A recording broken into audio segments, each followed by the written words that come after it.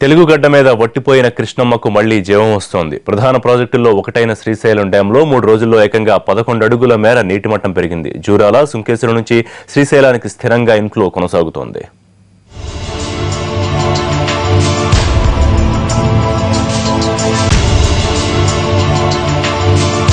కృష్ణమ్మను కర్ణాటక బందీ చేసిన తుంగభద్రమ్మ వరద ప్రవాహంతో శ్రీశైలం ప్రాజెక్టులో జలకళ కనిపిస్తోంది.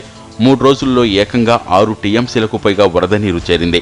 తీవ్ర వర్షాభావ పరిస్థితుల కారణంగా 795 అడుగులకు పడిపోయిన నీటి మట్టం ప్రస్తుతం 806 అడుగులకు చేరింది. సుంకేసుల జలాశయం నుంచి అనూహ్యంగా 1,60,000 క్యూసెక్కుల ప్రవాహం రావడం వల్లే శ్రీశైలం డ్యాంలో వేగంగా నీటి మట్టం పెరిగింది.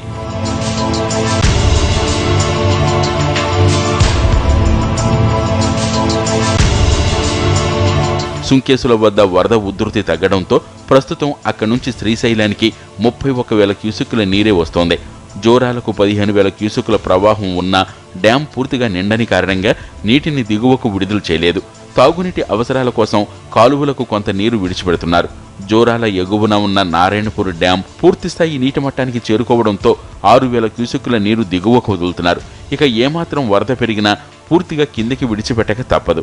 అదే జరిగితే జోరాల నిండే స్థాయిలో ఉంది కాబట్టి వచ్చిన నీటిని వచ్చినట్టు దిగువకే వదులుతారు. అప్పుడు శ్రీశైలం ప్రాజెక్టులో నీటి మట్టం మరింత వేగంగా పెరుగుతుందనే ఆశతో ఉన్నారు అన్నదాతలు.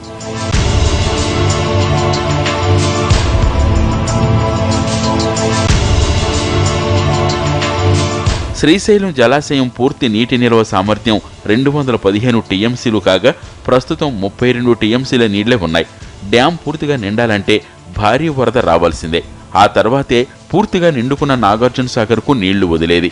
590 అడుగులకు గాను సాగర్లో కేవలం 510 అడుగుల మేరకే నీళ్లున్నాయి. ప్రస్తుతం ఇన్ఫ్లో 7,267 క్యూసెక్కులుగా ఉండగా 1,350 క్యూసెక్కుల నీటిని కిందకు విడుదల చేస్తున్నారు.